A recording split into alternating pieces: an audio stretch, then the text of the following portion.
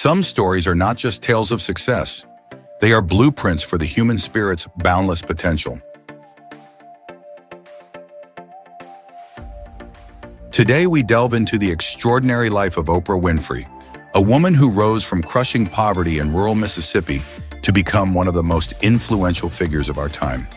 Her journey is one of heartbreak, resilience, and ultimately, triumph. Oprah's life is not merely a story of riches. It's a masterclass in overcoming adversity. Born on January 29, 1954, Oprah Gail Winfrey entered the world under challenging circumstances. She was born to Vernita Lee, an unwed teenage housemaid, and Vernon Winfrey, who worked as a coal miner, barber, and later a city councilman. Oprah's early years were spent with her grandmother, Hattie Mae Lee, in the small rural town of Kosciuszko, Mississippi. Life was far from easy. Oprah often wore dresses made of potato sacks, a detail she would later recall with a mix of humor and poignancy. Don't forget to subscribe, like us, turn on the notification bell, and comment.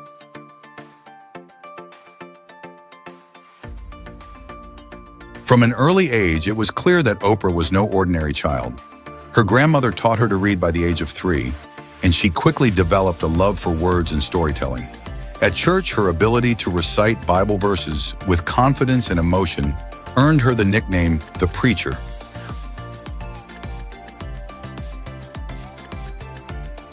But beneath the precocious exterior lay a child grappling with the harsh realities of life. At the age of 6, Oprah was sent to live with her mother in Milwaukee. Life there was tumultuous and unstable. With her mother working long hours, Oprah often found herself unsupervised. The unstructured environment led to years of abuse and trauma at the hands of family members and others close to her.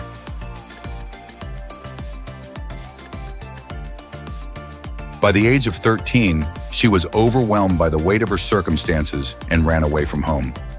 Her life took a pivotal turn when she was sent to live with her father in Nashville, Tennessee. Don't forget to subscribe, like us, turn on the notification bell, and comment.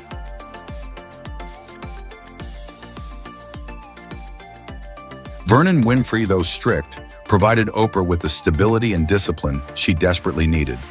He emphasized the importance of education and self-respect, values that would shape her future. Under her father's guidance, Oprah began to thrive. She became an honor student, joined the debate team, and earned the title of most popular girl in her school. It was during high school that Oprah's talent for public speaking began to shine. She won a scholarship to Tennessee State University through a speech competition. There, she pursued a degree in communication and joined the college radio station WVOL. It was her first taste of the media world, and she was hooked. After college, Oprah landed her first on-air job at WLAC-TV in Nashville, making history as the first African-American woman to anchor the evening news. However, her emotive storytelling style, which connected deeply with audiences, wasn't a fit for traditional news reporting. Undeterred, Oprah shifted her focus to talk shows. She moved to Baltimore in 1976 to co-host People Are Talking. Her ability to connect with guests and audiences transformed the struggling show into a local sensation. But the real turning point came in 1984 when Oprah was recruited to host AM Chicago. The show was on the brink of cancellation, but Oprah's charm and authenticity quickly turned it into the city's highest-rated talk show. Within a year, it was renamed The Oprah Winfrey Show, and its national syndication marked the beginning of her meteoric rise. Don't forget to subscribe, like us, turn on the notification bell, and comment.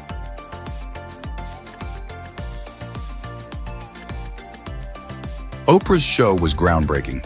While other talk shows focused on sensationalism, Oprah tackled deep, meaningful issues: mental health, abuse, and personal transformation.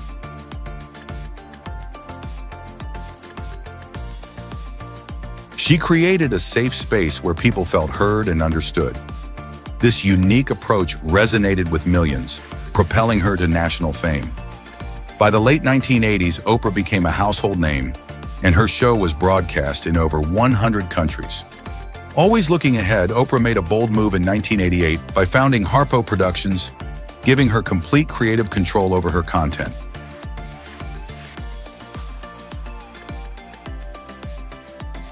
This decision was revolutionary, especially for a Black woman in a predominantly white industry. Harpo Productions became the foundation of Oprah's vast media empire, producing films, television shows, and later, digital content. Oprah's influence extended far beyond television. Her role in Steven Spielberg's The Color Purple earned her an Academy Award nomination, proving her talent as an actress. In 2000, she launched O, the Oprah magazine, a publication that became an instant success. Her book club turned unknown authors into bestsellers overnight, a phenomenon famously called the Oprah effect.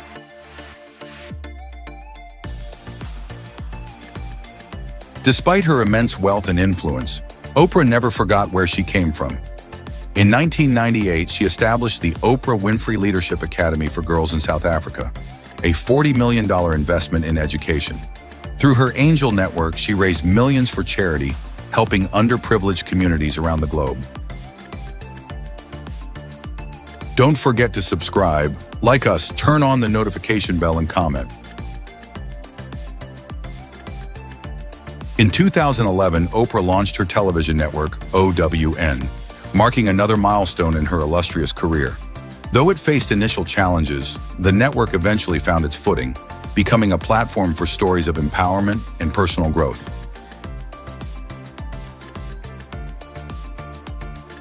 By this time, Oprah had solidified her status as one of the richest and most influential women in the world, with a net worth exceeding $2 billion.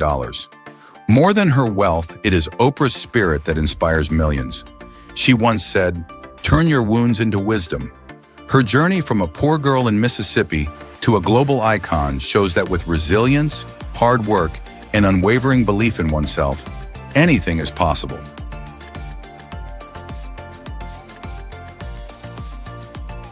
Today, Oprah Winfrey stands as a symbol of hope, perseverance, and the power of dreams. She reminds us all that no matter how humble our beginnings, we have the potential to rise, inspire, and leave an indelible mark on the world.